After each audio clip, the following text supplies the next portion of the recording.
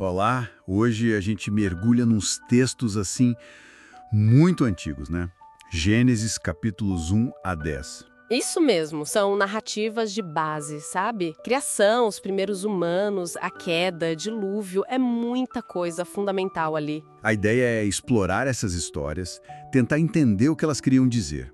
Começando com aquela frase clássica: no princípio, Deus criou os céus e a terra. Exato.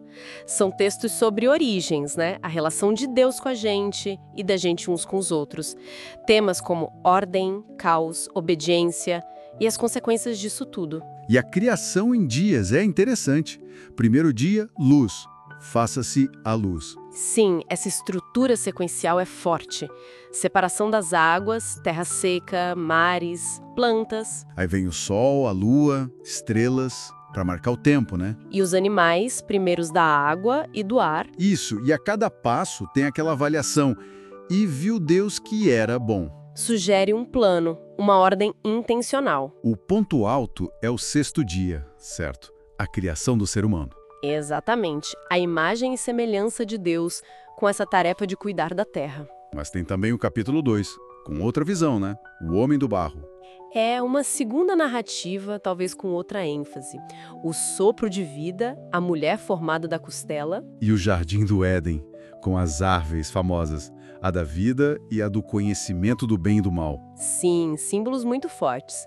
E depois de tudo isso, no sétimo dia, o descanso. Estabelece um ritmo sagrado.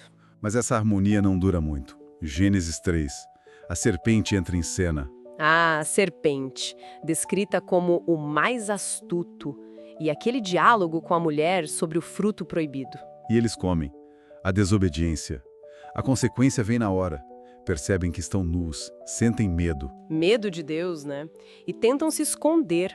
E depois, aquela coisa de um culpar o outro. Adão culpa a Eva, Eva culpa a serpente. Ninguém assume, né? E aí vem as sentenças. Pesadas. Para a serpente, para a mulher, dores de parto, uma relação de poder diferente com o homem.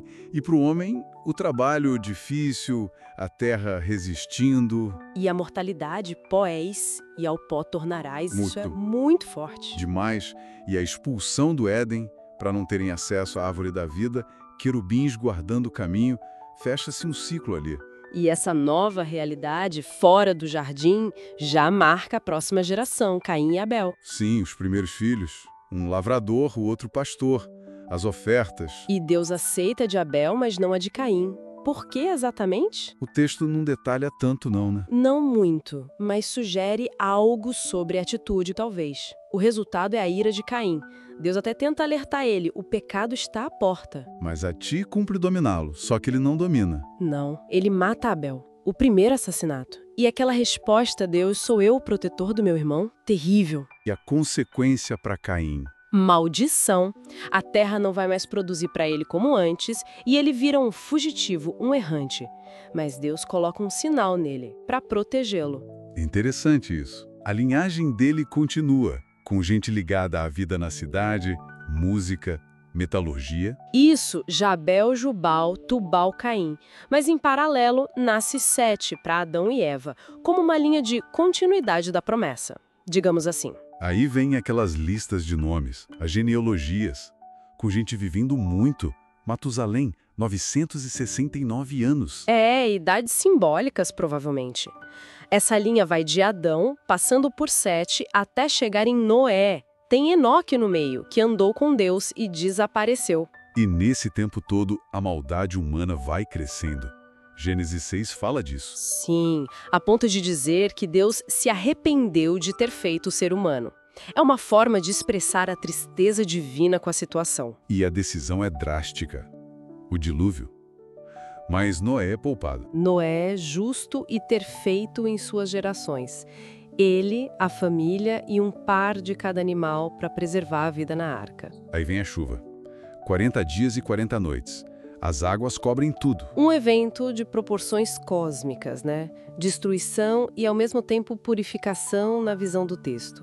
As águas ficam por 150 dias. E depois começam a baixar. A arca para no Monte Ararato.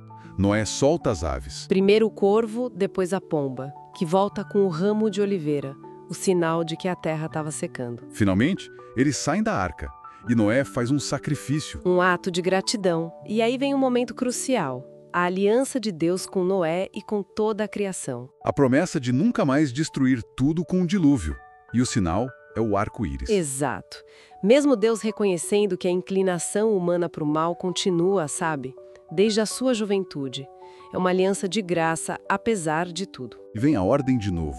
Sejam fecundos, multipliquem-se, encham a terra. Um recomeço. Sim. E a permissão para comer carne, mas com a restrição do sangue, que representa a vida. Mas logo depois tem aquele episódio estranho. A embriaguez de Noé, a maldição sobre Canaã, filho de Cã. Episódios que mostram que a natureza humana continua complexa, mesmo após o dilúvio. E isso nos leva a Gênesis 10. A Tábua das Nações. Isso, uma tentativa de mapear como os descendentes dos filhos de Noé, Sem, Cã e Jafete, se espalharam e formaram os diferentes povos e línguas conhecidos na época. Menciona até Nimrod, né? Um caçador poderoso, fundador de cidades. Sim, como um exemplo dessa nova era pós-dilúvio. É um jeito de organizar um mundo conhecido a partir daquela família que sobreviveu. Então, recapitulando. Passamos pela criação ordenada, a entrada da desobediência e suas consequências, a violência aumentando, o julgamento pelo dilúvio e, finalmente, um recomeço sob uma nova promessa. Exatamente. Essas histórias, lá do início de Gênesis, elas estabelecem temas que vão atravessar toda a Bíblia e, de certa forma, a nossa cultura.